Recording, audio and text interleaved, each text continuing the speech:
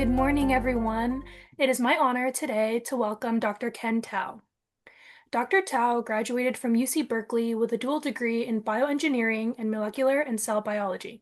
During his time there, Dr. Tao was elected to both Phi Beta Kappa and Tau Beta Pi academic honor societies and received the Jeffrey A. Weiner Memorial Prize, which is awarded to the top graduating senior in the neurobiology emphasis of the molecular and cell biology major. He then went on to complete a PhD in neuroscience at Harvard University and Harvard School of Medicine.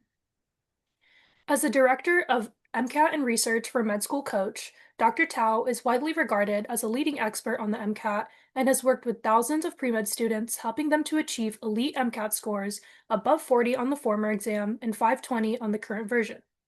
He also holds the rare distinction of being the only tutor certified to teach every MCAT subject for the Princeton Review. In addition to his work as an exceptional leader in teaching and MCAT expertise, Dr. Ken Tao has authored content for dozens of MCAT books and prep guides.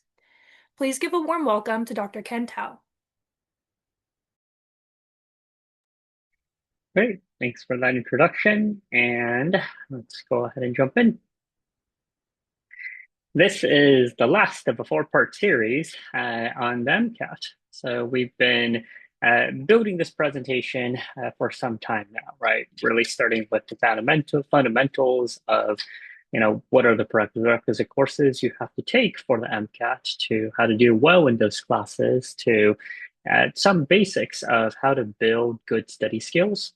So today we're going to focus more on the MCAT, the format of the exam, talk a little bit about the scoring, and more details on how to study for the MCAT. So we're going to start off by going over the unique format of the MCAT. For some students, it kind of is a bit of a surprise, the format of the MCAT compared to exams you might have taken, either in high school, college, comparing standardized tests as well as college exams. The MCAT is really quite unique in that regard. And next, we'll talk a little bit about percentiles, right? Which is looking at the score that you may want to aim for to increase your chances of getting accepted into medical school. From there, we'll talk more about building a study plan, and we always have some time in that to answer your questions.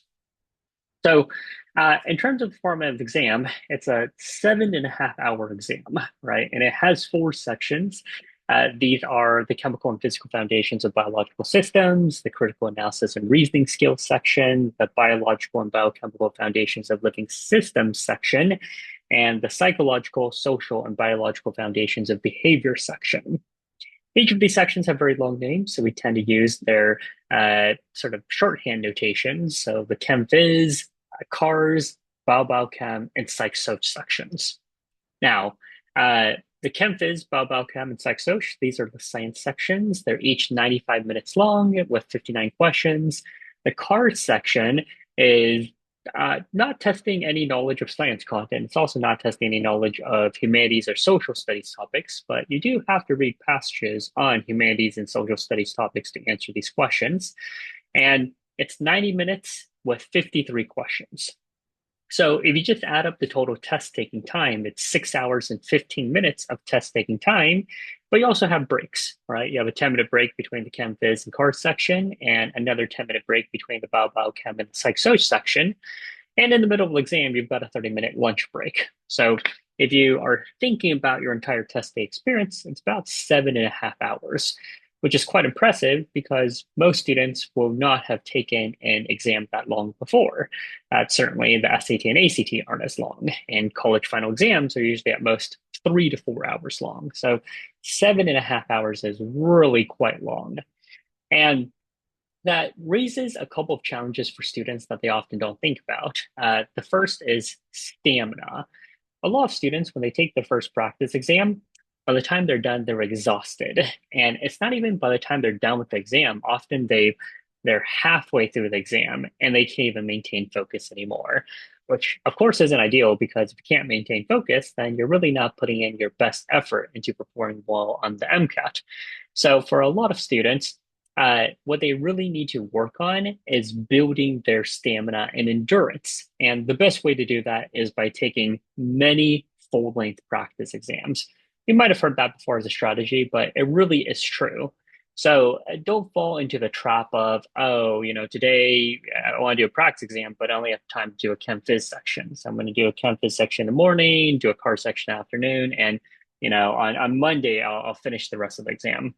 That really doesn't work because, doing an hour and a half or 3 hours of practice isn't that hard for a student to be able to stay focused, but 7.5 hours is where it's really quite challenging. So I always encourage students, whenever possible, to make sure that they have certain days of the week reserved just for taking full length MCAT practice exams. So that way you can really go through that entire test day experience and go over it enough to build up adequate stamina to maintain focus throughout the entire exam. The other challenge with such a long exam is pacing. If I were to tell you, hey, uh, you've got 10 minutes to complete 6 questions, that's not too hard for you to figure out your pacing. Make sure that you have time to take a look at every question, right? All 6 questions in 10 minutes. But where this becomes more difficult is if you were to now answer 59 questions in 95 minutes. So this is where students often they often lose track of time. So they might start the exam and they often think, oh, I'm just starting the exam. I want to make sure I'm relaxed, I'm staying focused. And what often happens is that students tend to go a little too slowly at the beginning. So what happens to these students is they're not really watching the clock. And then they're getting close to the end of the section. They realize, oh, shoot, I still have 20 questions to go, but I only have 5 minutes remaining. So essentially, they didn't manage their time well. And this is what we call pacing. So this is another important skill to build. And it's another reason why it's important to do practice in large chunks and to do full length practice exams, because if you do what a lot of students do, which is like, a daily cars passage, or, I'm going to do 20 questions a day, it really doesn't help you with pacing because pacing is more of a challenge that you only see when you do large sets of practice at a time. So those are just two important things that students often overlook, stamina as well as pacing, given the long format of the MCAT exam. Now, the next thing we can talk about is the scoring. If you're not familiar, we said earlier that the exam has 4 sections. Each section receives a score between 118 to 132. And I know initially that might sound a little odd, right? Where did this scoring system come from? But in reality, it's really just a 15-point scale. So 118 is the lowest. That's essentially a 1 out of 15 and 132 is the highest, that would be a 15 out of 15. And again, you might think, well, why don't they just give each section a score between 1 through 15, and then your total score would be 4 through 60? Well, the reason why they haven't done that is because they want to draw medical school admissions committees' attention to students who are above average versus below average on the exam. And that's because in the middle of that 15-point scale is an 8, right? 8 out of 15, that's right in the middle. And 8 out of 15 is a 125. And if a student gets an average score in all 4 sections of the exam, they've got a 500. So this makes it very easy for medical schools to determine if a student is above average or below average on the MCAT, because if you're in the 500s, you're above average. If you're in the 400s, you're below average. All right. So now a little bit more with the MCAT. Um, we said that average score is around 500, and you can see here these are the most recent MCAT percentiles, where you can see the mean, which is average, is a 500.7. You can also see the standard deviation is 11.1. And for those of you who have taken statistics or familiar with statistics, you'll realize that, here we've got this, bell-shaped curve. This is what we call a normal distribution. Essentially, that means that very few students are going to be getting very low scores, and very few students are also going to be getting very high scores. Most students are going to be scoring around the middle, around average. And the reason why I point this out is because I know for a lot of pre-meds, you're often used to perfection, right? Which is, if you take this chemistry exam, you want to get, perfect 100% or like a 97% or a 95%. But I want to make sure that, you understand the scale a little bit, because you can also see here, I'm showing you that a 99th percentile score, right, which is This is a score that is higher than 99% of all test takers. Is not a 528, right? A lot of students think it's like, oh, if I want the highest score, that's a 528. That's not true, right? So a 522 to a 528, that is all a 99th percentile MCAT score. So that means, if you've ever heard of a friend, classmate, or colleague who scored above a 520, they're really quite impressive, right? Because it is that rare of a score to be able to score that high in the MCAT. Again, most students are going to be around a 500. Now, of course, the average is a 500, but that's not the same for matriculants. People who get accepted to medical school, and the MCAT score for people who get accepted into medical school is certainly higher. So I thought I'd also share this table over here that has some additional data, again, straight from the AAMC. So you can go to the AAMC's website and you can look up this data yourself if you'd like. And just to explain a little bit about how this table works. So this is showing the percentage of applicants who got accepted to medical school with each of these MCAT and GPA combinations. So for example, let's say you get an average score on the MCAT, you get a 500, and let's say you've got a 3.7 GPA. Well, you can see with a 500 MCAT, 3.7 GPA, that 21.5% of those students were accepted to medical school, about 1/5 of those applicants. And if you understand now how to read this table, then it's not surprising that the higher your GPA, the higher your MCAT, the higher your chances of getting accepted. But you also note that, at the very top, for students who have a GPA greater than 3.79 and an MCAT score greater than 517, still not 100%, right? You're looking at 82.9%, which is pretty darn good, but it's still not 100, which is just a reminder that getting into medical school is not just about your numbers, MCAT and GPA, but it's also about the rest of your application, right? Medical schools review applicants holistically. So they're also going to look at your personal statement, your letters of recommendation, your activities. So your clinical research, volunteer, and leadership experience. They're going to be looking at all of that information when they're evaluating you as an applicant. But it is undeniable that numbers really do matter. And it's not just the MCAT that's important, it's the GPA that's also important, right? You can certainly see if you've got a high GPA and a low MCAT, that's not going to work. And similarly, if you've got a high GPA, low MCAT, it's, not so good either, right? Now, a couple of additional points that I want to make, which is when you look at this table, it really shows you how impactful the MCAT is. And that's because, earlier we said that if you've got a 3.7 GPA and an average MCAT score, you're looking at 21.5% of those applicants were accepted. If you bump up your MCAT score by 2 to 3 points, you're looking at 32%. Another 2 to 3 points, you're looking at 40%, then 56%, then 65%, then 72%. The main point being that just raising your score by a couple of points can have a really big impact on your chances of getting accepted into medical school. And the other point that I want to make is I often hear from students, these two questions, which is if I have a high GPA, can I get away with a low MCAT score? Or conversely, if I have a low GPA, can I make up for that with a high MCAT score? So we said earlier, average MCAT score is 500. So let's say you're below average on the MCAT. So, that would be 494 to 497. You can see that if your GPA is greater than 3.79, it's 18.5%, which honestly isn't great. So the unfortunate news is if you have a high GPA, low MCAT, my recommendation is generally to retake the MCAT for a higher score. Now, let's say you are in the opposite situation. You've got a low GPA. So if you've got a low GPA, and let's say, you've got a 3.1 GPA, which is certainly considered on the lower end of a pre-med applicant.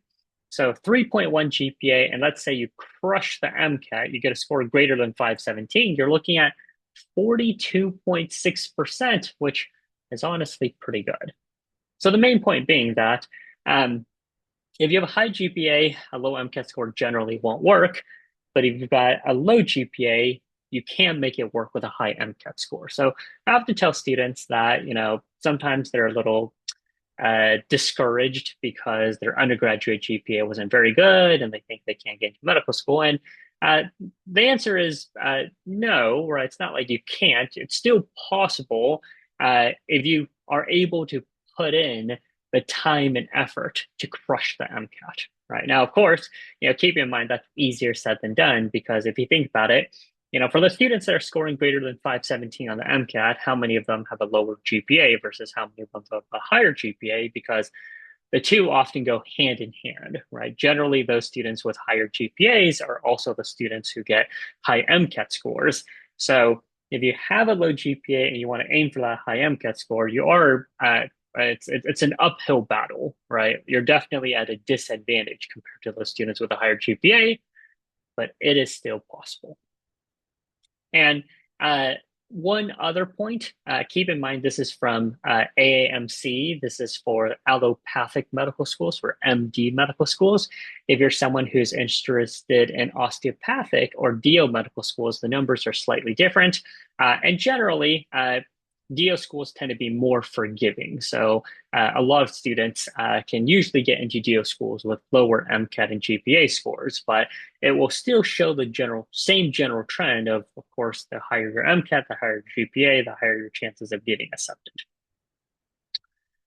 All right, so when you take a look at this table, I'm sure all of you can probably look at your GPA and kind of think about, what might be a good MCAT score for you to aim for, so that way you've got a fair chance of getting accepted into medical school. And if you've got that target, then if you're thinking about studying for the MCAT, one of the things I often tell students is to start first by taking a practice exam, right? And the reason why it's important to start by taking a practice exam is to establish your baseline score, right? Which is, I've had so many students tell me, I want a 528. And I say, okay, great, you want a 528. Well, take a practice exam first. Let me know where you're starting. They take a practice exam and they get a 482. And I say, okay, you're at a 482, you want a 528. That's a 50-point improvement. And sorry, not 50 point. Let me do my math properly. That is a 46-point improvement. Remember I showed in the earlier slide that a standard deviation is about 11 points. If you want to improve your MCAT score by 4 standard deviations, that is incredibly difficult, right? Now, I would say that's only very few students, right? And, honestly, when I talk to a lot of those students who say they want a 528, like if you tell them it's like, oh, if you got a 524, you're not going to apply to medical school, the answer is obviously not, right? So for most students, their goal is to aim for as high of a score as possible, but also for a lot of students, they have to think about what is the minimum score that they would be okay applying to medical school with, right? Which is, let's say a student tells me they want a 515. Often, if they take the exam, they get a 509, they still apply to medical school, right? It's only if the student, wants a 515 and they get like a 492, they would say, okay, there's no way I can apply to medical school with that score. So these are some of the things you want to be honest with yourself, right? Which is, what is the score I want to aim for? And that's fine. Aim for as high as you want. I always encourage students to aim high. But also think about what is the minimum score, right, that you would be comfortable applying to medical school with. And the reason why that's important is because when you take that practice exam, and I highly recommend students to take an AMC practice exam, don't take a practice exam from a test prep company. And I say this even though I work for a test prep company, but don't take a practice exam from a test prep company because every company offers a free practice exam, but almost every single one is written to be extra hard to kind of scare students into signing up for expensive test prep. So I always recommend students, if you want the most accurate measure of your baseline score, to take an AAMC practice exam. And the AAMC has 2 free practice exams, the AAMC sample test as well as the AAMC practice exam 1. So take either test as a baseline score. So now let's think about how this impacts your study schedule. because for me, I always have to think about what's practical based on the thousands of students that I've worked with and how much students are able to improve with time. So let's say you tell me, you want a 515 MCAT score, but the minimum score you would be okay applying to medical school is a 510, and you take a practice exam, and your diagnostic exam, you get a 490. Okay. 490, that's not uncommon for students just starting out, right? It's not a great score. You're looking at a 20-point improvement, almost two standard deviations. For that kind of student, I would say, you probably need to study at a minimum 4 to 6 months part time, and maybe 6 to 12 months would honestly be safer. Now, if instead, let's say you took a practice exam and you score a 503 and you want at least a 510, I'd say, you know what, we can probably get you there in 2 to 3 months, even if you're studying part time. So these are some of the things that are important, when you think about building your study schedule, which is the amount that you have to study depends on where you're starting and where you want to be scoring. So that's something to consider. Um, the other thing that is often thrown out, and I even have here on the slide, is the average pre-med student spends 300 hours studying for the MCAT, while the average pre-med student also gets a 500 on the MCAT. So again, if your goal is a 500, well, maybe 300 hours is going to be adequate. But if your goal is higher, if you want a 510, maybe you're looking at 500 to 600 hours. If you're looking at a 520 plus, you're probably looking at 1,000+ hours for a lot of students. So these are all things to take in account when you're building your schedule. And a lot of this revolves around, how many hours are you going to have to study, and how early do you need to begin your studies, right? And I say this because this is not like your college finals where, you might have an RRR or dead week and you're like, oh, I'm going to live in the library. I'm going to study 12 hours a day. And in 7 days, I can study 84 hours. So I can get 300 hours of studying done in 4 weeks. Great. 1 month study plan. Doesn't work that way for the MCAT, right? Um, the MCAT, I've said in previous presentations that there's so much content on the exam that it's not possible for you to cram for the exam, right? So most students are going to be studying at a minimum 2 to 3 months for the exam. I would say most of those students are studying 4 to 6 months for the exam. And many students who want to start early are studying 6 to 12 months for the exam.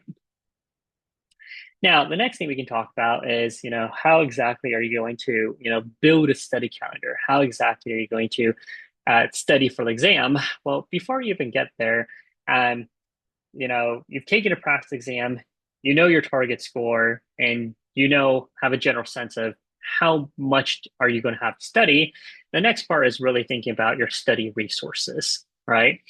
And students will use a lot of different resources these days. Students will use MCAT books, they use MCAT videos on YouTube, or they'll take a test prep course. They'll use flashcards, whether it's physical flashcards or digital flashcards with Anki or some other application. They'll use study guides. They'll use question banks. They use practice exams from third-party test prep companies, and they might also use practice materials from the AMC. What I'm going to tell you is, of all of the different study resources, the most valuable study resources are the AAMC practice resources. And if there is one study resource that you purchase, it is this one on this slide, the AAMC MCAT Official Prep Online Only Bundle. This has all of the practice questions that the AMC has released. And because the AMC are the creators of the MCAT exam, this also means that the practice materials they release are going to be the most similar to what you see on test day. So because of that, it is an extremely important study resource to use, because test prep companies, again, will say everything they can about how fantastic their study resources are, but your MCAT is not written by the test prep company that you're purchasing your resources from. The MCAT is written by the AAMC, and because of that, your exam is going to be most similar to the AAMC practice resources. Now, a lot of students will often talk about, question banks from different companies that they might suggest you to purchase. And that was really more important in the past when the AAMC didn't have that much practice available, right? Like before the AMC only had, maybe 1,000 practice questions, and that just wasn't enough for students. But these days, the AMC has over 3,000 practice questions. That's a lot of practice questions. And for a lot of students, that's more than plenty of practice to get the score that you want. So, what do most students do in terms of study resources? Often, students will pick up a set of MCAT books and they'll purchase AMC practice resources. Anything beyond that is supplemental, right? If you want to use pre-made Anki decks, if you want to use YouTube videos, if you want to purchase another question bank, all of that is supplemental. To me, really, the two resources that you need to study for the exam are a set of MCAT books and the AMC practice resources. And I would say for 90% plus of students, that's more than adequate to get the score that you need. Now, of course, if you want to purchase additional resources, if it's within your means to purchase more resources, you certainly can, right? It certainly doesn't hurt. But I would say, from my honest opinion, working with so many students, that if you just have a set of MCAT books and AMC practice resources, you are good to go. All right. So now let's talk a little bit more about studying. Um, you might recall in a previous presentation that I said that studying for the MCAT is not that hard. There's really only two things you need to do. You need to review the science content and you need to do practice questions to learn test taking strategies. That includes pacing, that includes building stamina, but also involves learning the format of the exam. How is the MCAT going to test your knowledge of science? And this is something that throws off a lot of students. A lot of students, sometimes think, well, if I did well in my college courses, shouldn't I be able to do well on the MCAT? It's just testing chemistry, physics. And yes and no. There are some questions that are testing basic science knowledge, but a lot of the MCAT is really an application. And what I mean by that is throughout the MCAT, you're going to be you're constantly reading passages. These passages will introduce new information and new situations that you've never learned about before. And to correctly answer those questions, you have to apply your knowledge of the science content to the passage information to answer the questions. And for a lot of students, that application aspect can be very challenging if, number one, they don't understand the passage, or number two, they just don't have that skill set of being able to apply the science content that they've learned before. This is a common issue for students, which is, for a lot of students, they kind of have a textbook knowledge of the science content, which is, they can think about the science content that they've learned and sort of regurgitate it to you as if, they just memorized the textbook. But when asked to apply the science content in a new setting, it's just foreign to them. So that's why, both content and practice is important, right? And again, I kind of emphasize the practice, but I really also want to emphasize the content because I've heard from too many students who, they're like, oh, my MCAT score is a 497, it's a 503, it's a 508, and they're like, my content is good. I don't have an issue with content. My content is with test taking strategies. And to be as very blunt and honest, the answer is no. Your issue is not just strategy, right? Unless you're scoring 515 plus on the MCAT, you have content gaps. And the farther you are from a 515, if you're 510, 505, 497, you've got a ton of content gaps. So the reason why I emphasize this is because, when you get to the MCAT, every question is going to have keywords. And we're going to look at an example question on the next slide so you can see how this works. But for a lot of students, they read a question and they're like, I have no idea what to do. I have no idea how I'm supposed to approach, how I'm supposed to answer this question. And the majority of the time, it's because there is a keyword that is science content that they need to know for the MCAT. And because they don't know the science content, that's why they don't know how to approach the question. So again, I would say if you're below a 515, don't think it's all strategy. It's honestly mostly content.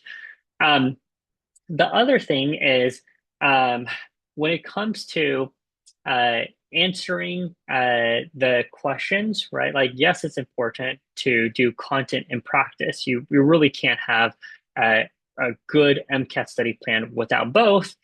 But the next thing is also making sure that you are able to learn from your mistakes and be able to improve. So there's two things here, right? Which is, let's say you review all the science content. By the time you finish reviewing the science content, I guarantee you will have forgotten a lot of it. So there's something you have to be able to do there to figure out how you can keep that content in your brain. This is why a lot of students turn to spaced repetition using Anki flashcards. Anki is designed to help students retain science information in their brain for longer periods of time. Um, but the next thing is also when you're doing practice, when you miss a question, you really need to make sure you understand what is the reason why you missed the question. Because too often, when I see students study for the exam and their score is not improving, it's often, I did the practice question, then I read the solution, and they're like, oh, I think I'm good to go, right? But the answer is no, because if all you do is you do the practice question, read the solution, you don't have an understanding of what did you do wrong? Why did you miss the question? And what do you have to do next time so you can get that type of question right? If you don't do that kind of analysis, then it's going to be very hard for you to improve your score. So, to walk through this as an example, right? Because I know in a lot of these presentations, I'm sort of speaking in hypotheticals, right? You're like, oh, yeah, conceptually it makes sense, but let's see this in action. So, um, there's a question on the slide here, right? And this is MCAT style, so I'm going to give you all 1 minute to read this question. And in 1 minute, if anyone's confident, you can put, in the chat what you think is the correct answer between A, B, C, and D. And the 1 minute timer starts now.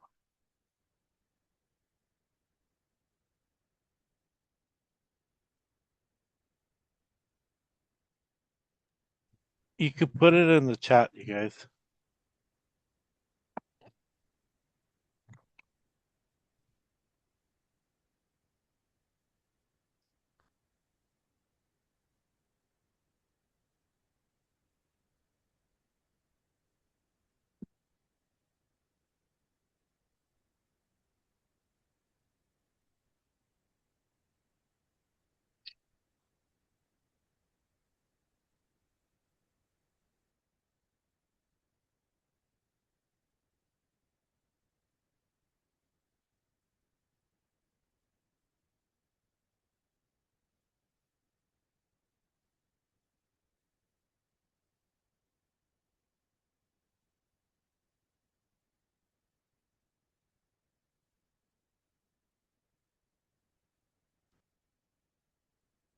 All right.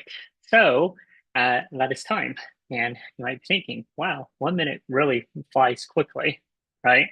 So if I look at the responses, I see A's, B's, C's, and D's, which of course is not great, right? But the good news is, or at least I hope for most of you, are not taking the MCAT tomorrow. You have more time to study, more time to prepare. And also keep in mind, this is not the MCAT.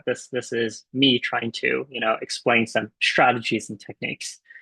Um, so I know for a lot of students, they might look at this question and I mean, first of all, this is a freestanding question. So if it's a freestanding question, it might not seem too complicated, right? There's no passage you have to understand. So I've even made this concept easier. Um, but to answer this question, there's actually, quite a lot that goes into it. And the correct answer here is A. So, nice job to the one student in here who picked A. Nice job. But now let me talk a little bit about, how to answer this question. And in my experience as an MCAT expert, I would say there's really 9 different steps required to answer this question. And you might be like, wow, how are there 9 steps? It looks like such an easy question. It's multiple choice. Well, let's break this down. Step number one, when you read a question, you have to identify what is the subject and topic being tested in the question. Because keep in mind, the MCAT will mix the different subjects together. It's not like college where you get to take an organic chemistry exam and they're only going to test you on organic chemistry. In the Chem Phys section, one section of the exam will have general chemistry, organic chemistry, physics, biology, biochemistry, right? 5 different subjects in one section of the exam. So if you look at a question and you're not even sure, is this a general chemistry question? Is this a physics question? Is this a biology question? You're already in trouble, right? And uh, also, you need to make sure you understand, okay, if I understand it's physics, what topic is this in physics?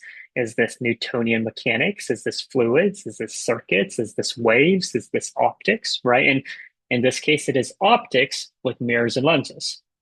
So that's the first step, just making sure you understand what is the subject and topic being tested here. Physics, mirrors and lenses. Now, the second thing that's very important is you need to make sure that you understand the question, because this is an issue a lot of students have, which is, sure, they understand this is a physics questions on mirrors and lenses, but they don't understand what the question is asking for. So you need to make sure that you understand this question just asking me to calculate what is the power of this diverging lens with a focal length of 2 centimeters. So if you can do that, if you can rephrase the question in your own words, you've completed step 2. Now, the third step is, of course, if you understand now, this is asking you to calculate the power of a lens. Step 3 is, this is content. Do you have the equation for the power of a lens memorized, which is power equals 1 over focal length? So if you do, that's great. But then the next part is also science content, which is you have to remember with mirrors and lenses, converging and diverging optics have different signs when it comes to focal length. So you have to remember, converging optics have a positive focal length, diverging optics have a negative focal length. So even though they tell you it's 2 centimeters, that's the magnitude, the focal length here is actually negative 2 centimeters. The fifth step is, okay, you know the calculations 1 over f, 1 over negative 2 centimeters. None of your answer choices are in centimeters. All of your answer choices have units of capital D. So step 5 is also content. Do you recall that capital D is the unit for diopter? And step 6 is, do you recall what a diopter is? And a diopter is an inverse meter. It is 1 over meter. So, of course, if you're given centimeters, but you've got to give your answer in 1 over meters, then do you recall the unit conversion from centimeters to meters, right? Specifically, there's 100 centimeters to a meter. That's step 7. Step 8 is that unit conversion. Were you able to properly convert 2 centimeters to 0.02 meters? And finally, that last step is the math. Are you able to do fractions with decimals? 1 divided by 0.02 to get 50 diopters, and of course it's negative 50. As we said, the focal length is negative, so the answer is A. So this is the way I look at questions. And when a student misses the question, I ask them questions to be able to figure out which step or steps the student was lacking in. Because again, too many times students would just read the solution, and the solution would just say, diverging lens with a power is 1 over f, focal length negative 2, answer is negative 50. Without thinking step by step, what are the issue that the student actually has with these questions? And yes, sometimes it's not understanding the question. Sometimes it's a content gap. But often, what I find students writing down as notes, so, like, yes, I'm trying to take notes on the content I was lacking, they'll just write P equals 1 over F. I'm like, okay, you wrote down the equation for power, but was that the only thing you're lacking? And I'll ask them, do you know what a diopter is? And they're like, no. Well, I'm like, well, if that's another content gap, that also needs to be written down in your review and analysis of the question you missed. And the other thing too is, like, often students will look at solutions and they'll be like, oh, well, it's just 1 over 0.0250. Okay. And I'd say, sure. So you see the solution, you see that there's some kind of division you have to do, but why don't I cover the solution? I'm going to cover the solution for you. And once I cover the solution, I want you to do the math, for me, right? And I do this intentionally for students, right? I cover a solution, I do exactly this, and I say, all right, you don't have answer choices. Calculate for me the answer. And this is where I often find that students still have a lot of issues, right? They might say like power equals 1 over F. This is 1 over 2 centimeters. This is 1 over 0.02 meters. And then I'll often see them do something like, oh, I can change this to 1 divided by 2 times 10 to the negative 2 meters. So the answer is, what is this? I don't know how to do this. Is this 5 times 10 to the 2 meters? They'll make some kind of math mistake. So again, you need to figure out what is the reason why you missed the question, because it's not always, not understand the question, not understand the content. Sometimes it's just math. So, often I find a lot of students, this is math that you learned in, I don't even know, middle school, right? Like fractions with decimals. And you've gotten so used to using a calculator in your classes. Like, when did you ever have to do 1 divided by 0.02? So if I figure out this is the issue that the student has, then I have a conversation with them of, hey, if this is the challenge you have, let's teach you a strategy to not make this kind of mistake again. So I tell them, if you ever see fractions with decimals, what I want you to do is I want you to multiply by 10 over 10 until all the decimals are gone. All right, so let's do this once. Multiply by 10 over 10. That's 10 divided by 0.2. There's still decimals. Do this one more time. Multiply by 10 over 10. Get 100 over 2. Perfect. No decimals. And then the student tells me, hey, this is so easy. This is clearly 50. So studying for the MCAT doesn't have to be hard. But the issue, again, for a lot of students is they never come to this conclusion on their own because they don't analyze the question thoroughly to understand what specifically they were lacking. Because this would be a student where even if they know the content, even if they know the equation, even if they know a diverging lens has a negative focal length, even if they know a diopter is a 1 over meter, they'll still miss the question because of middle school math. So I hope that, kind of shows you when you're looking at a question, when you're analyzing a question, to try to understand, what do I have to do so I can get this kind of question right next time? You've got to do this level of analysis to really understand what caused you to miss that question and what can you do differently next time so you can get that question right.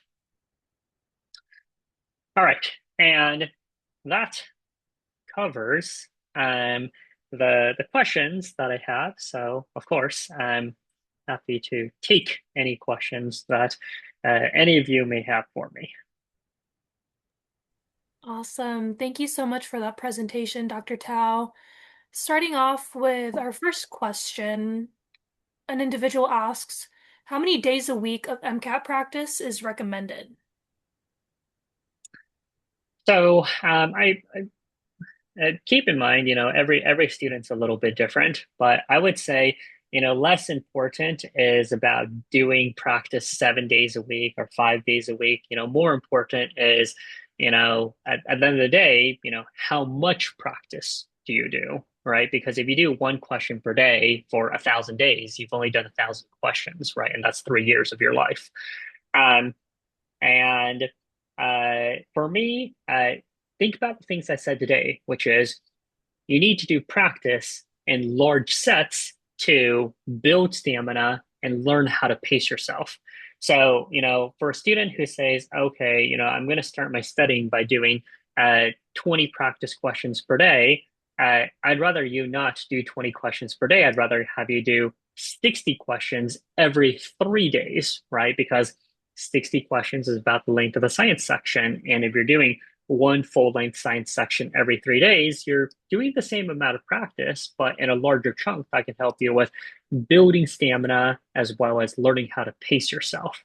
So there's not a perfect answer as to how many days that you have to do practice. Again, I think about, the volume of practice. And I've already said earlier too, the most important set of AMC practice, most important study materials or the AMC practice questions, that's 3,000 plus questions. At a minimum, you should be doing at least 3,000 questions and decide for yourself how you want to spread that out over your study period, whether that's 2 months, 3 months, 4 months, 6 months, 1 year.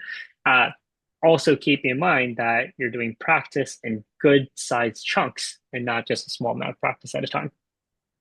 The only thing that I would add too is knowing yourself. Like, if it takes Dr. Tao to learn something in 30 minutes, it may take me 3 days. So just just Little exaggeration, but just point just taken. just know that everyone's learning is different, and that's why in your learning, or you may be stronger in one thing or another, and so not everyone's going to be excellent at every topic. So just know that some topics may be easier for you and harder, and so it's really hard to make a generalization, uh, you know, to to to see how long it would take. It may take you longer, it may take you shorter. So And expanding on the resources really quickly, we have a few students who want to know, besides the AAMC official resources, what companies would you recommend, whether that be Princeton Review, Kaplan, Blueprint, and which one you see mimics the MCAT most closely? Yeah, so it's a good question. So I kind of go back to the first thing that I said, which is because most students don't plan out their study schedules, I find for so many students, they end up doing a bunch of third-party practice and they only do like 20% of the AAMC practice. So the first thing that I would actually do is, like take a look at all of the AMC practice resources, right? The question packs, the section banks, the official guide questions, all 7 AMC practice exams, map out on a study calendar how much time it's going to take you to do this practice. And for a lot of students, this is 6 to 8 weeks, if not 10 weeks or 12 weeks, right? That's 2 to 3 months of AAMC practice for a lot of students. So if you have time to do at least 2 to 3 months of practice, plus you need to do your content review, and you have more time beyond that, right? So that means you're probably studying 6 to 12 months for the exam. That's really the only case when students have time to do third party practice. And if you have time to do third party practice, I would say, you know, I wouldn't be too picky because all test prep companies practice is inferior compared to the AMC, right? So just keep in mind you're doing it just for practice to get a little bit of exposure to the science content, but don't put any value to the scores and percentages that you get, right? Don't be like, oh, I took a practice exam from the Princeton Review, I got a 490, I feel terrible. Or, oh, I took a Princeton Review practice exam, I got a 520 and I feel great, right? Just third party practice does not at all reflect where you are, right? The only practice materials that can give you an accurate gauge of how you're doing is the AAMC. So, third party, any resource is fine from any of those big box companies that were named. Just know that only do it if you have time to complete all the AMC practice first. And other thing that's very important, that is another mistake a lot of students make, do not mix AAMC practice with test prep practice, right? If you want to do test prep practice, that's fine, but make sure you do that before you start the AMC. Once you start AMC practice, you should only do AMC practice from that point. Thank you. The next question is, during the test, if I have to go to the bathroom, can I go during the testing section at the cost of the time penalty?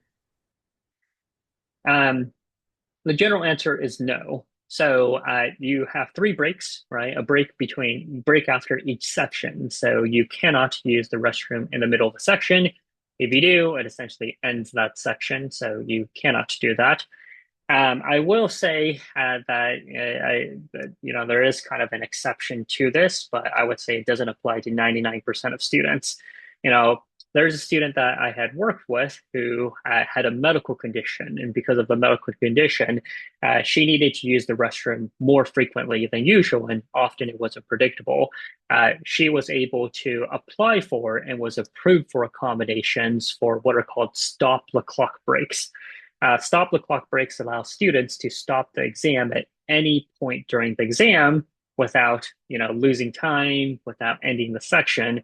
But again, I would say this is really only for a small number of students, and for 99% of students, you get to use the restroom between sections, not in the middle of a section. And these are, it sounds very simple, but these are things that, I talk to students as well. A lot of students will, drink caffeine, caffeinated beverages before they take the exam. And I tell them, when you take your practice exams, these are things to think about, right? Like, how many cups of coffee can you have such that it's not going to make you feel the need to use the restroom in the middle of a section? It's going to give you the right amount of caffeine so you can stay focused without feeling jittery, or you don't have a headache. And same thing for your lunch, right? You've got a 30-minute lunch break. You got to eat something that doesn't give you food coma in the subsequent sections. So, again, things that a lot of students don't think about, but are important to consider. Next question. On that chart, the table with the GPA and the MCAT score, someone was wondering if that GPA is the science GPA or if it was the overall GPA. It is overall GPA.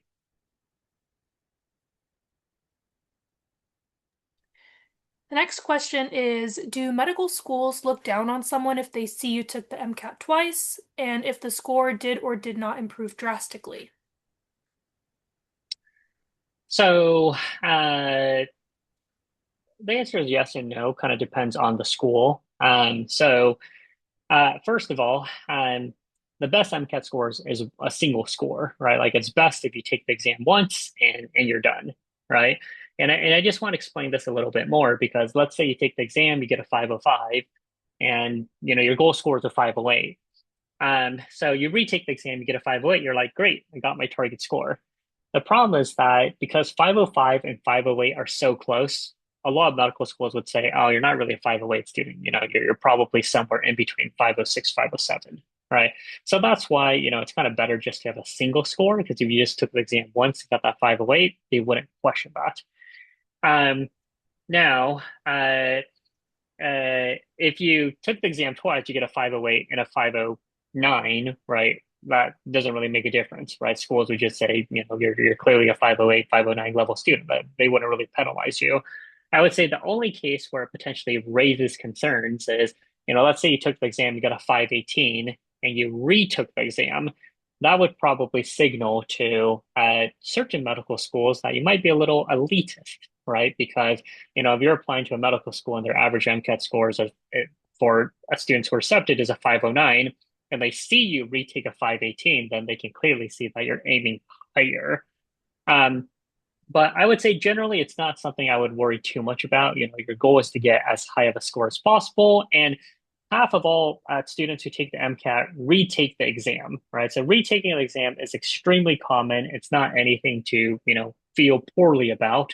And many students retake the exam multiple times, but generally it is recommended for students to take the MCAT no more than 3 times, because if you have to take the exam more than 3 times, then it does start to become a red flag on your application, because medical schools are going to get concerned of, if you need this many attempts to get a good MCAT score, how many attempts do you need to pass your board exams in medical school? So that for me, that usually just means don't use an MCAT exam lightheartedly. And you'll be surprised how often I talk to students. They're like, oh yeah, I just want to take the exam to see what it was like. Or, oh yeah, I was studying for the MCAT. I was busy. I wasn't able to study as much as I want, but I signed up for the exam, so I wanted to take it anyways. Right.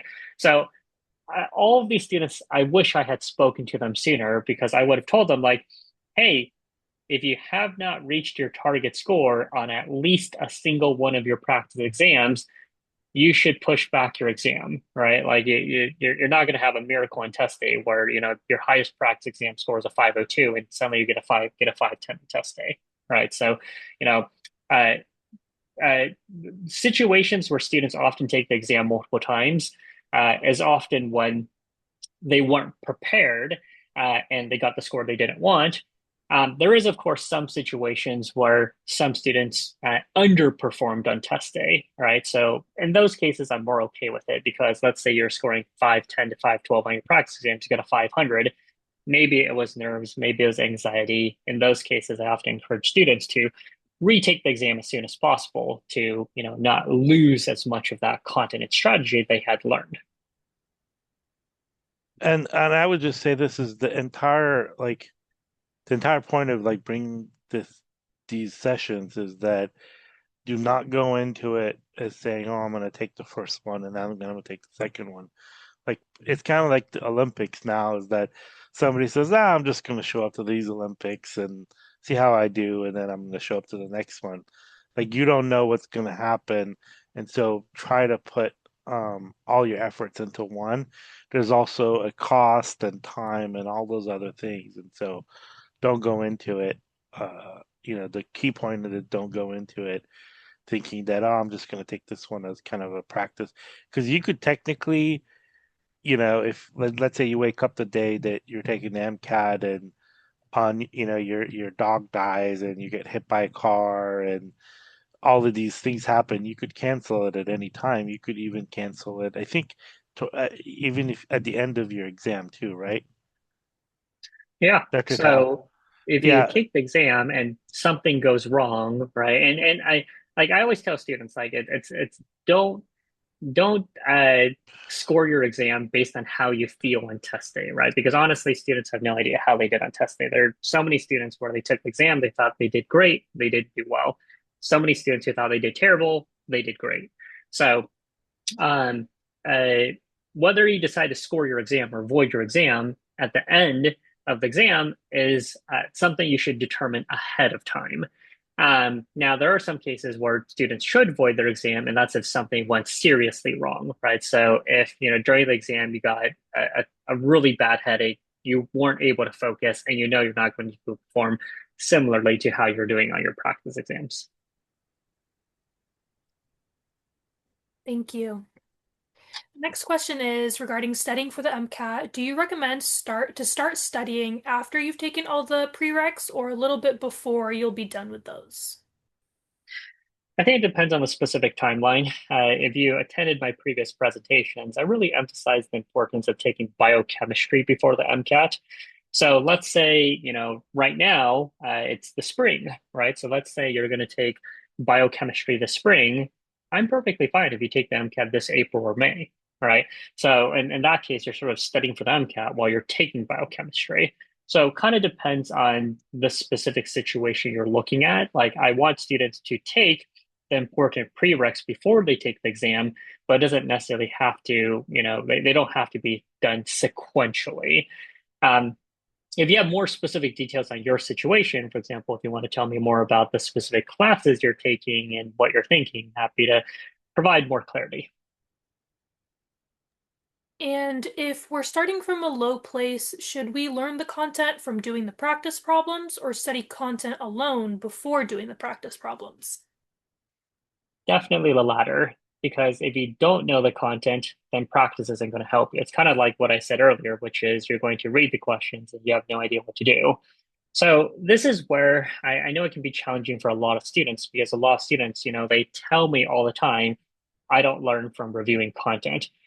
The reality is not that's not true. And if you think that's true, then you're going to really struggle in medical school, right? Like in college and medical school, it's not like you only do practice, right? All of these classes, there's a professor who is teaching you. There is labs where there's an instructor teaching you. All of this is to teach you the science content before you do practice.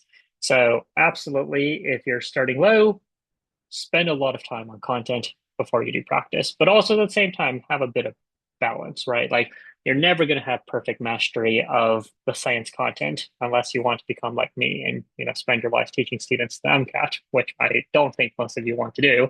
Um, but content first, then practice. we all want to be like you, Dr. Tao. For Anki, the flashcards for attainment, has many, sorry, let me reread this. Anki flashcards for retainment has many spacing settings. Do you have an ideal setting for question/repetition pacing for the best retainment?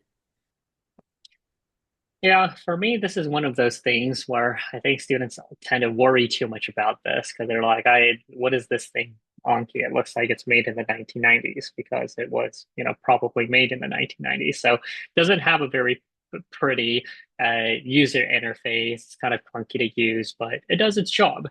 I would say for most students, don't worry about the settings. The default settings are perfectly fine. The reason why Anki doesn't work for most students is they're not using Anki in the space repetition properly, right? Anki is not something you do once a week or like once a month. It's not like you decide, okay, I'm going to sit down today and I'm going to spend 6 hours reviewing flashcards. In order for Anki to work, you need to do Anki every day. And you probably should be spending, at least 1 to 2 hours doing Anki every day. So, that to me, that's the important thing. Like, don't worry about those settings and such. The default settings is perfectly fine. The more important thing is consistency with Anki. Do you see any study habits that high test scores stop doing that low or average scores keep doing? Oh, that's an interesting thing. I think it's probably all those things I keep saying over and over again to not do, right? So if I said don't do something, that's probably it, right? So, as I said earlier, don't only do contribute and do zero practice. And also same thing, don't only do practice and no contribute, right? Like all of these things I keep saying to not do, I say them just because with the thousands and thousands of students, it's so unfortunate of you would think that if the MCAT has been around for so long, people would have heard what you should and shouldn't do for the MCAT, but there's still so many students who continue to make the same mistake. So this attendee says, reviewing wrong questions and analyzing missed content is a long and arduous process for me. How do I know which questions to do it for, since I want to maximize productivity and just do it for high yield questions when I'm in a time crunch? So the first thing I would say is, like the first thing I focus is on a time crunch. That's like a student telling me, I only want to study 3 weeks for the MCAT, right? I mean, if you're in the time crunch, that's to be blunt again, that's your own personal choice, right? It's almost like saying, uh, you know, I'm going to become a surgeon and I'm only going to spend 15 minutes on this patient's surgery, right? It's like how can you expect the outcome to be good when you decide to set this constraint? So in a sense, it's kind of like, it's sort of similar to you get what you paid for, except it's you get what you spent time in, right? If you spend 3 weeks studying for the MCAT, you're obviously not going to get a very good score. If you spend 3 months studying for the MCAT, you can get a higher score. So for me, I sort of think you have the wrong perspective of, this time constraint, right? Which is if your goal is to get the high score, you shouldn't be looking for shortcuts. It shouldn't be, I only want to do what I want. I only want to review high yield content. It should be, you know, I want to do what it takes, to get the score that I need. And I'm not going to place any sort of artificial restraints on this so that I can really, reach my potential. And a couple more questions on content review. This attendee would like to know, what is the best way to do the content review? Great question. So when it comes to content review, it varies for a lot of students. I said that, all students should pick up a set of MCAT books, right? And this is not something that's new to most students because, most students, they get textbooks in college and high school. So you're already used to reading textbooks. The first thing I would say is it kind of depends on whether you have a good GPA or not. Because if you already have a high GPA, if you've got a 3.7, 3.8 plus, you clearly already know what to study, right? So just keep reading the MCAT books the same way you read your college textbooks because you already know how to study science content. So, for example, you've got 3.7, 3.8 GPA and you're used to reading and highlighting, do that. If you're used to reading and taking notes, do that. Right? If you're used to reading and making study guides, do that. All of that is fine, if you've got a good GPA.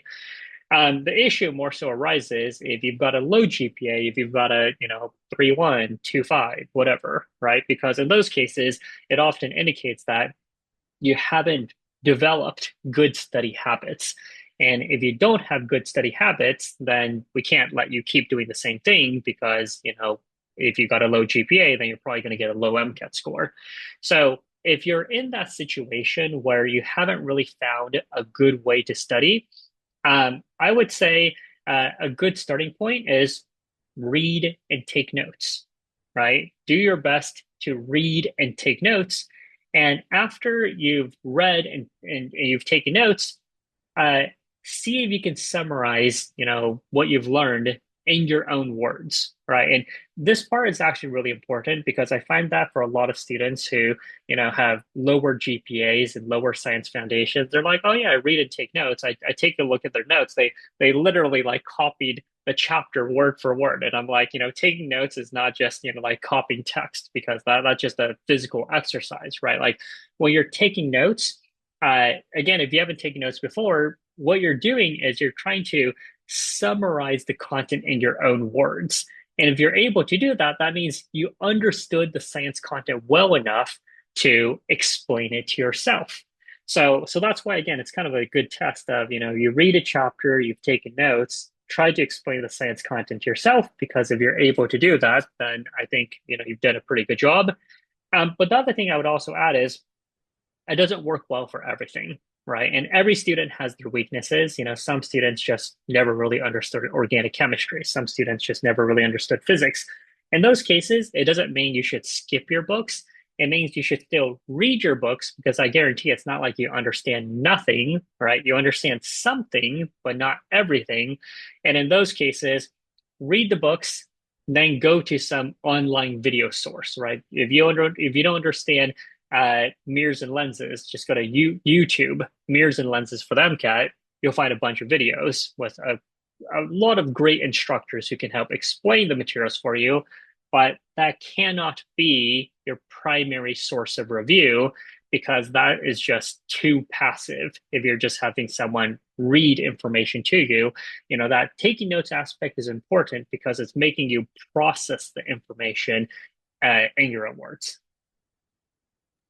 And with the students that you've mentored, would you consider the reading, taking notes, and doing the summaries as high yield ways to review the content? So it's kind of a interesting use of the word high yield, right? I think it's probably isn't an effective way of reviewing content. High yield and low yield usually for the MCAT refers to which concepts show up more frequently on the exam and which concepts show up less frequently on the exam. Um, so, high yield concepts, these are the concepts that, a lot of students will want to focus on if they want a 505 to 510 MCAT score. For students who want 515, 520 plus MCAT score, then they need to know all the high yield concepts plus a lot of low yield concepts. But what I just described to you earlier, reading and taking notes, it is extremely effective. And again, this is from the thousands of students that I've worked with to help them, study, prepare, and either reach their target score or improve their scores if they're retaking the exam. And for students planning to study over a full year, how should the focus change every 3 to 4 months? Should that depend on what we get wrong on the practice tests?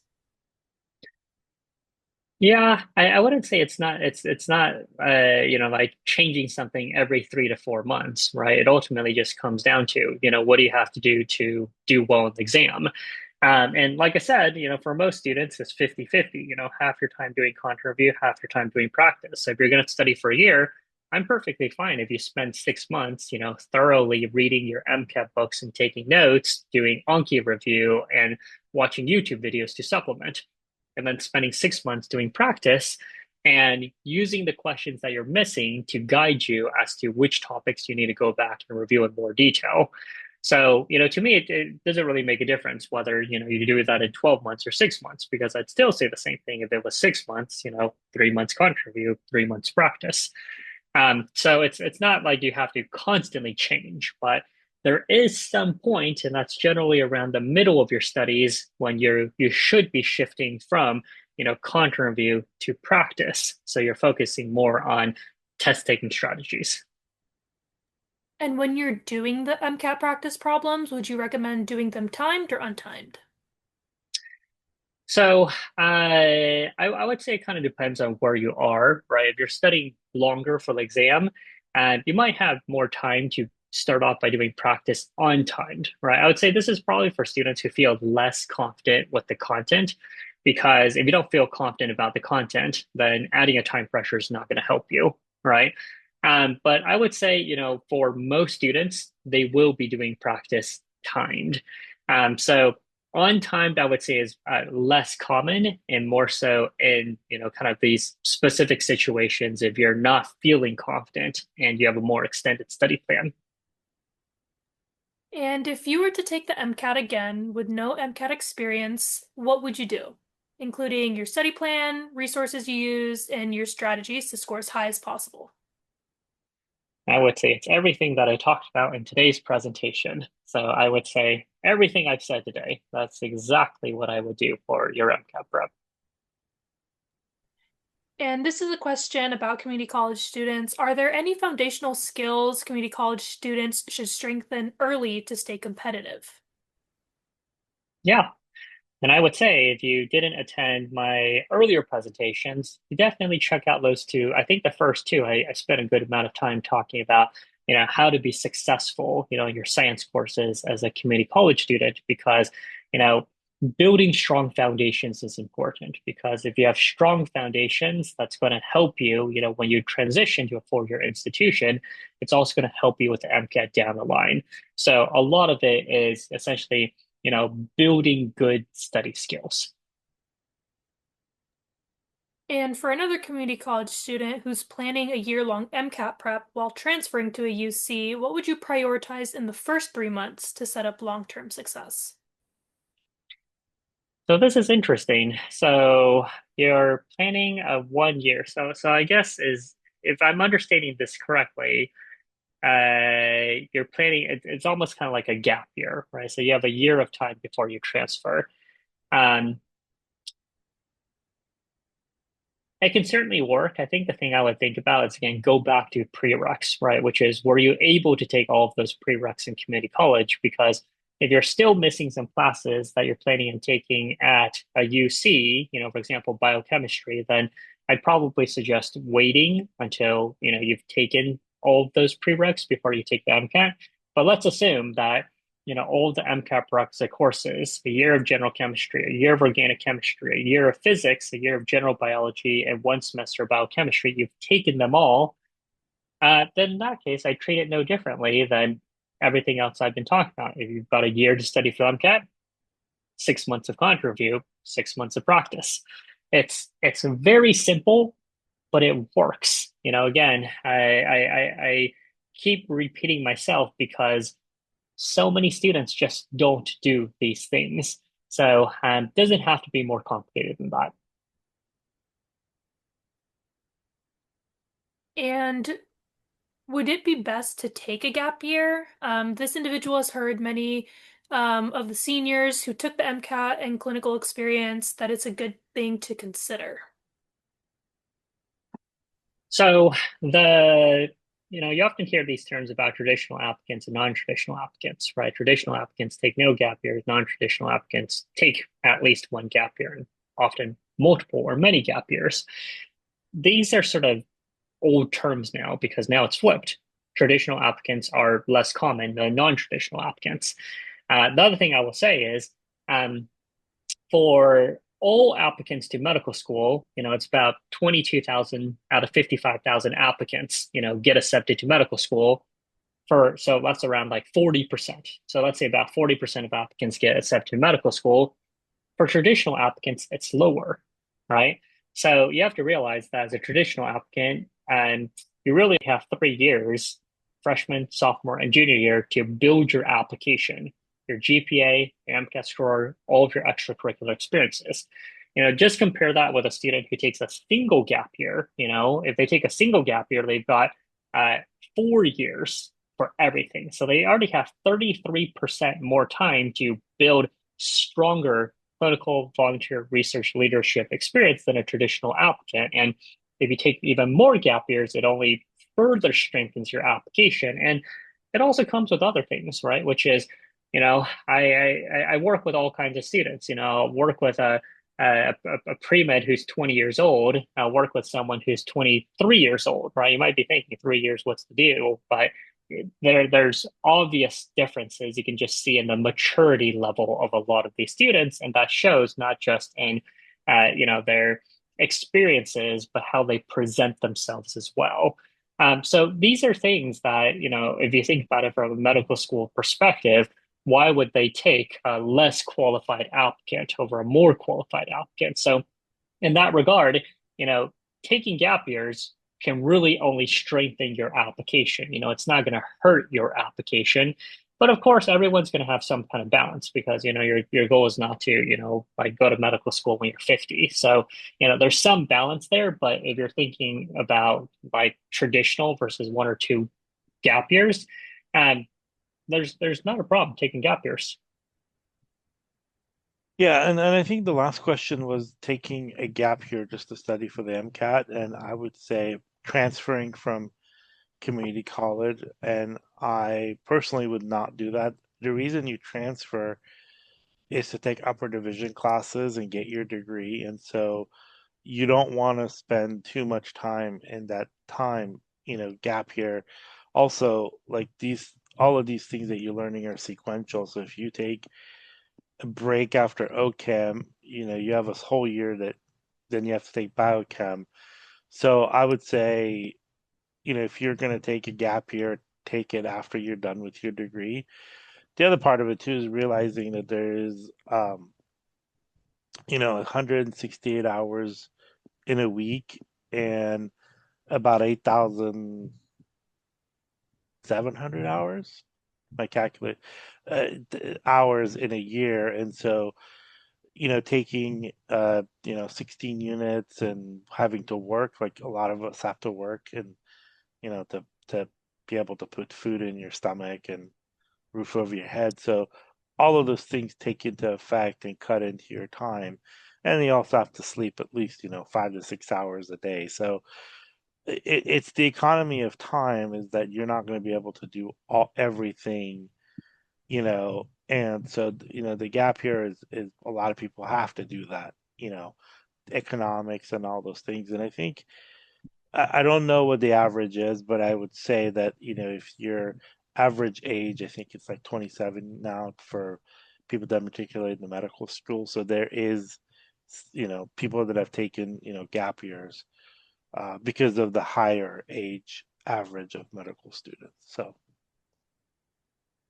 throwing that out there. All right. Okay, next question. Um, Apart from MCAT score and GPA, what other requirements are important to be admitted?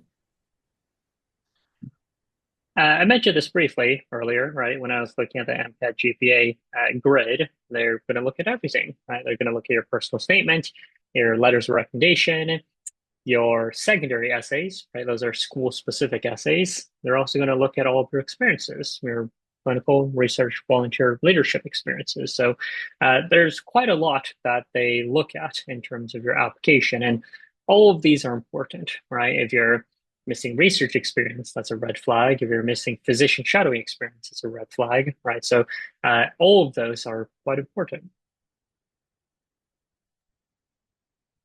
And just to reiterate, with all the content review and the test book companies, um, what do you think, or do you think the normal 7 book MCAT series from the test companies is sufficient, or would you recommend in-depth resources such as UWorld MCAT books?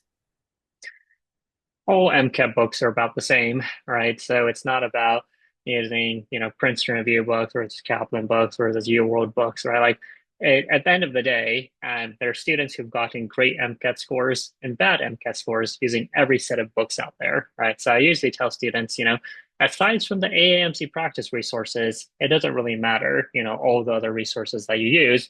Much more important is how you use those resources. It's kind of similar to what I said about Anki. Like, don't worry about all those details and settings. It's really about, using Anki and spending enough time doing Anki. So same thing, don't worry about the set of MCAT books that you have. Focus more on uh, properly using those books. And that means not letting it sit on your shelf collecting dust. And Yeah, it's don't set up a great library of MCAT content, but only, just choose one. And I think you could go to the book library, and most libraries have different versions of it, and you may like one versus the other. And some of them have pictures, and if you're a picture learner, some of them don't have pictures. So yeah, so just figure out, stick to one thing, and it's kind of the saying, I want to lose weight, and you just choose one diet instead of doing all of them at the same time, because you won't be able to do all of them. So I guess that's the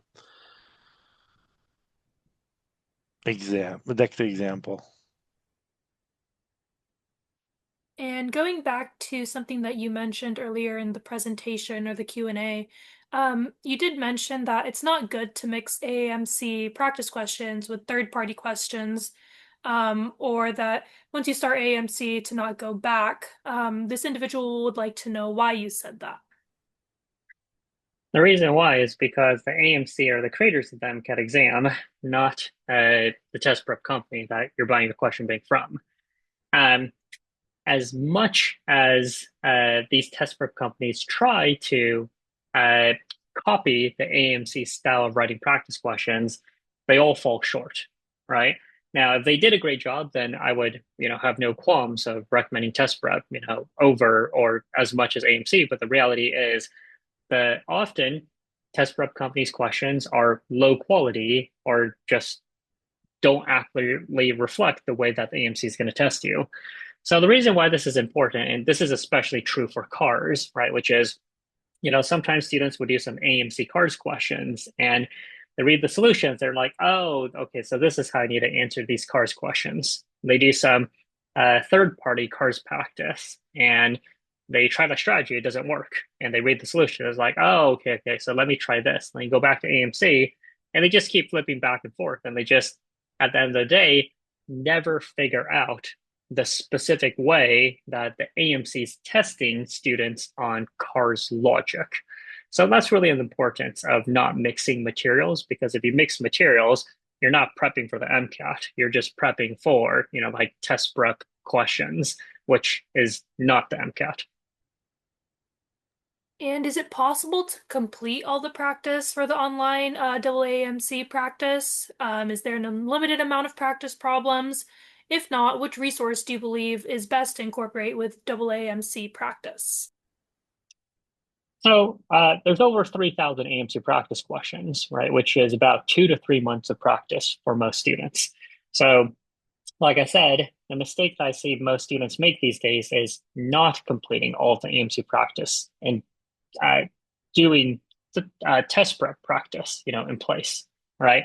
So if you have time in your schedule to do more than 2 to 3 months of practice, that's in addition to all of your con review, then pick any test prep company. And that's just additional practice that it's just extra practice. The scores that you get from those test prep practice exams, percentage accuracy don't mean anything. It's just, extra practice that you can do. And so when doing those practice problems, should we be doing them in chunks or blocks of questions, then seeing what we got wrong, simulating an MCAT section, or should we be doing it in tutor mode and seeing what we got wrong after each question? Sure. So if you're thinking about, I mean, we're talking about tutor mode, you're certainly talking about U World, and just think about how you're going to take the MCAT. When you take the MCAT, you don't get to do a question, then see the solution, right? So I would absolutely say if you're doing U World practice, time mode on, tutor mode off, and it's not that you're not going to review the questions. You're simply going to wait until after you finish the practice to do that. Because again, if you have tutor mode on, you're not learning how to pace yourself, you're also not building stamina. And can you walk us through the logistics and the schedule of what an MCAT test day looks like? Sure. So the first thing is you've got to get to your testing center. And the ideal case is, you sign up for a testing center that's close to you. You should not have to fly to another city. You should not have to drive 2 hours to your test taking center unless you live in a very, very, secluded place, right? Like if you don't have a good testing center, it probably means you didn't register for the MCAT, when registration opened. Um, but for the most part, you've got here to get your exams at 8 a.m. So let's say it's a 15-minute drive to the testing center. Maybe you decide whatever time you want to wake up, have breakfast. And if it's a 15-minute drive, maybe leave 30 to 40 minutes in advance so you can get there early. You'll probably get there early. It kind of depends on the testing center. Sometimes they're closed. You're kind of just, waiting outside until they open, or you enter and there's a lobby area. You're waiting for them to check in each student one at a time. um, Once you check in, they will use a metal detector, check to make sure that you don't have anything that you shouldn't have. They'll bring you to your computer. You'll start the tutorial in the examinee agreement. Then you'll start the chem phys section. You have a 10-minute break where you can leave the testing room, come back for the card section, have a 30-minute break, again, outside of the testing room and the little lobby area where you can eat your lunch. There are lockers, to store your belongings. At the Bao Chem section, 10-minute break, Psych Soc section, and then at the end, you'll be able to select if you want your exam scored or if you want it voided, and you're done for the day. Next question. If you are changing careers and your first GPA is bad, but your GPA for the pre-req courses are good, how are the two GPAs weighted when applying to med schools? Depends on each med school, right? Like if you want to go to a competitive med school, it's going to be kind of tough because you can just see, directly from the MSAR, the medical school admissions requirements, that, like the top 20 schools, they all have, like average GPAs of 3.8, right? So if your undergrad GPA was 3.0, there's no way you're going to be able to get your GPA up that high, right? So depends on the school. Like some schools, especially the top schools, tend to be less forgiving unless there's something truly exceptional about your application. And, you've done something really quite impressive, or you've overcome extreme hardships. But usually top schools aren't going to be very forgiving. Now, for other schools, this is when they tend to be more forgiving, right? Because they're not only accepting the top students, they'll look more at, your GPA, right? Like if your GPA isn't so stellar, they'll look for patterns and trends. Is there an upward trend? Is there a downward trend? And then it really just is kind of subjective, based on the person who reviewed your application. Can they see the differences that you've made? Another thing is also going to be your MCAT score, right? If you have a great GPA, sorry, if you kind of like took a post-bacc and your prerequisites with your post-bacc is a high GPA and your undergrad as a career changer is all very low, does your MCAT match that high GPA, or does it match the low GPA? These are all different things that they're trying to piece together to try to get a sense of, your ability to handle the rigor of medical school. And that's why we bring all of these means of admissions, because they will tell you exactly this. But also, just know that you're feeding all the classes that you've taken into a page. So it's, and you should Google how to calculate so it's not saying, okay, the first time you had a 3.0, now you have a 4.0, then it's average 3.5. It's every unit, every grade that you've taken times the unit, and then you get a score, and then you divide it all by the total units. And there's a lot of videos and Excel sheets that you could Google and find out. And so that's why, like, it's really hard when you um, get a lower grade. If you get a lower grade, it impacts your GPA, and the more classes you take, uh, so it balances out in a way. I think Ava left us. Huh, I'm maybe. sorry, I'm still Oh, here. Moved oh, so, locations. So this next question hello. is Oh, sorry, is a bit lengthy. Um, so this individual would like to know, they're currently taking a master slash post-bac program, as well as OChem 2, as well as working two jobs, which totals about 30 to 40 hours a week. They'd like to know what your best advice, to study for the MCAT while all of this is happening, but at the same time, getting enough time to sleep slash eat. They want to take it in June. And they were wondering how would you create an MCAT schedule for this if they originally got a 480, but their target score is 510 and above? Good question. I mean, you have to realize if you're at a 480, as I said, you've got severe content gaps, right? And it's also tough, I said as a, non-traditional applicant, it can often help you, but, non-traditional students also have challenges of their own, right? You have a job, you've got to make sure you can, pay your bills and survive and such, right? But part of the challenge is you also need time to study for the MCAT because you've taken the exam once and got a 480. You already know that not putting enough time in your MCAT prep is not going to work. So what I'll say is, again, I've worked with a lot of students, and there's two paths, right? Like path number one, you're just going to have to make it work, right? It's going to suck, but you're going to have to, go to your work from 8 to 5, come back home, eat, study for another 2 to 3 hours on weekday evenings. And then on weekends, study even more, right? So you're going to be very tired throughout your MCAT prep. Um, Option number two, which some students will do as well, is they're working, but they realize that they cannot keep up that kind of schedule, so they reduce their hours. Right, so if you can go from 30 to 40 hours to 15 to 20 hours, that makes it more manageable. So that way, total hours of working and studying is something that you can maintain. So it's one of those two things. Because if you can't do either path, then you're not going to have enough time to study. And for your study plan, in either case, it's still the same as everyone else, right? After time doing content review, after time doing practice, and that practice should involve completing all of the AIMS practice resources. And for the MCAT curve, this individual understands that the score is going to be scaled against other people who take the MCAT in their cohort. They want to know if there's a time of year that the curve is generally more favorable.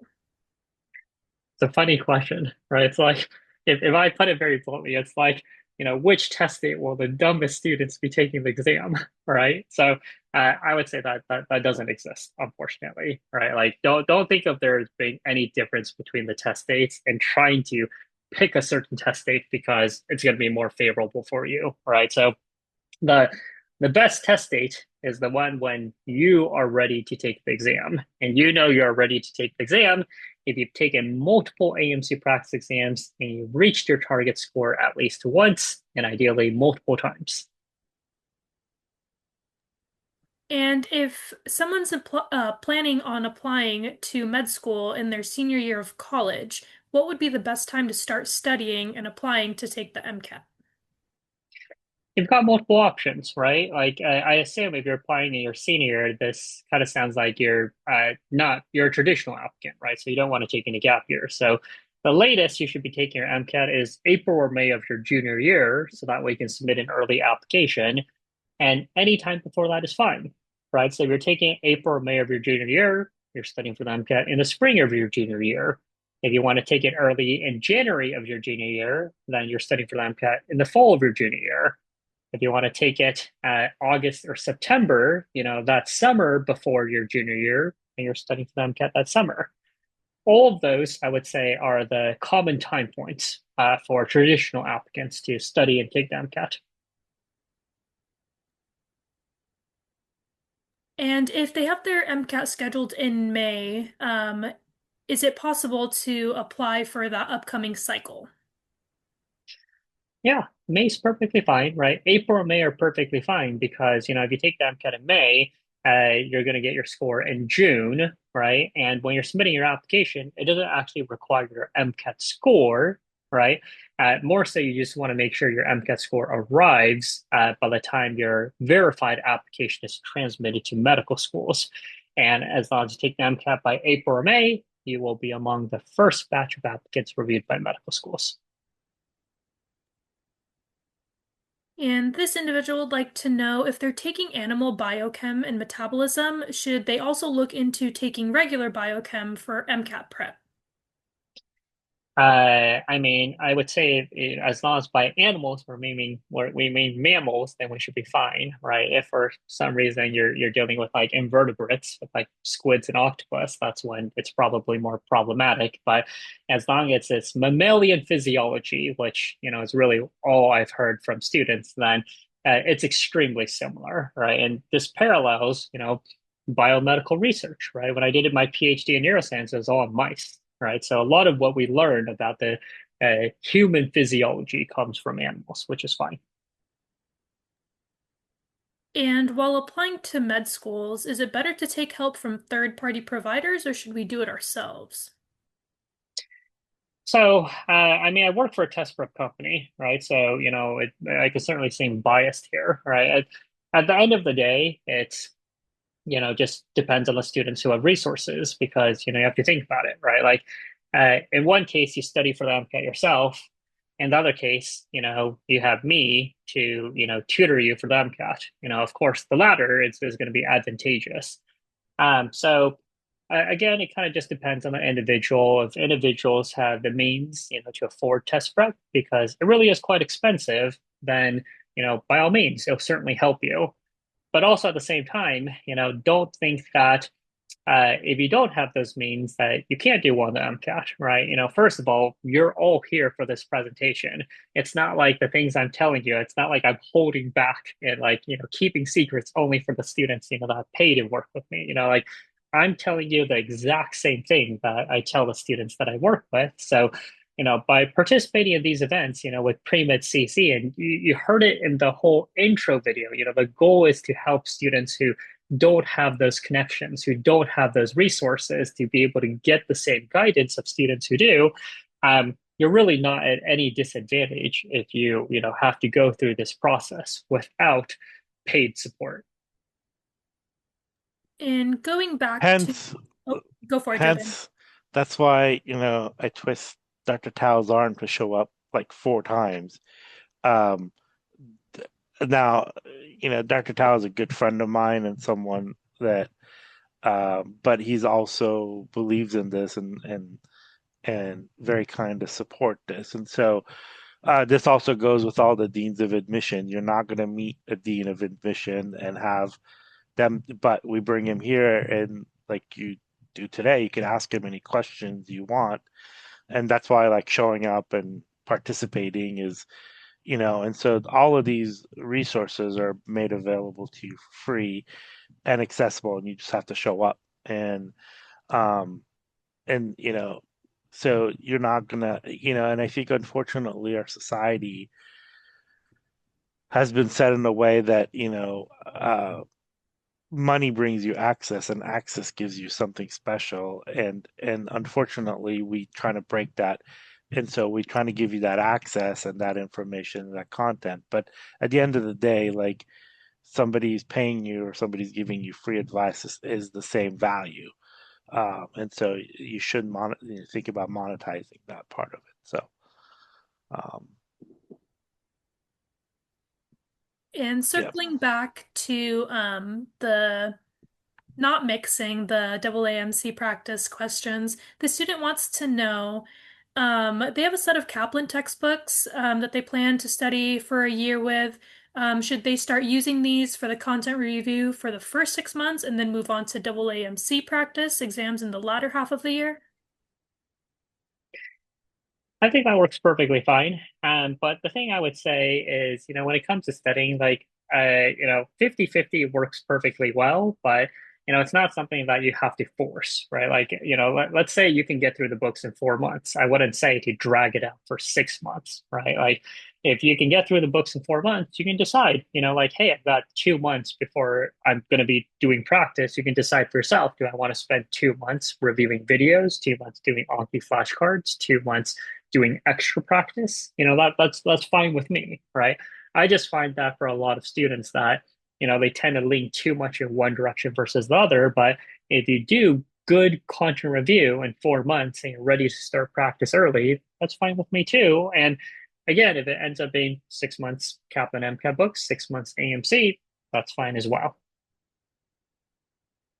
And then our last question for this Q&A portion, or two more. So this attendee says, um, or asks, they have a nicotine addiction. Will they be allowed to have a Zyn during the exam? Realistically speaking, they don't think they can quit using before the exam. Is it unreasonable to ask for an accommodation for nicotine administration? Zyn is a So pouch, so it's kind of like a gum thing you put under your. I think that's what it is, right? yeah, it's oral, so it's Or not like a skin. So that part's going to make it tricky because you're not allowed to eat or drink anything during the exam. And accommodations are generally for medical need. You can argue that because it's an addiction, it counts as that. I would say to get the best answer, I would reach out directly to the AAMC because I've worked with a lot of students who've gotten accommodations for various reasons, but I haven't had a student get accommodations, specifically because of nicotine addiction. There's also something that I can consider too, which is, like if you know the oral pouch is going to be difficult, could you use a skin patch instead? Because, if you just have it like under your sleeve, then the AMCs, they're not even going to notice. Um, but if it's oral, then that's something that, at least based on what they have written, could present concerns. So I would recommend reaching out directly to the AMC to ask. And then our very last question is, the student states that they're currently at a community college and they want to transfer next fall to a university. They still have to take biochem and a year of physics. When is the ideal time to take the MCAT? Yeah, so if you still have to take biochemistry and a year of physics, I would not recommend applying as a traditional applicant because you would have to take the MCAT the spring of that year you're going to transfer. And that's just going to be tough, acclimating to, the four-year institution while taking some pretty tough courses with biochemistry and physics. So my recommendation would be, first make sure in that first year you're able to do well in your classes. If you're able to do well in your classes, think about taking the MCAT maybe that summer after your junior year or sometime during your senior year. And you can apply the following year, and that would be one gap year. Thank you for that response. It looks like that's the end of our Q&A section, so I just want to hand it over back to Jobin and thank you again for your presentation. Alrighty, well, thank you everyone for coming and hope all your questions were answered and best of luck with your Saturday, wherever you are. And Dr. Tao, thank you again for coming and thank you for your friendship and thank you for taking time away from your busy life and please say hi to your better half for me. Of course, it was a pleasure, and I hope the presentations were helpful for everyone. Thank you again. Thank you.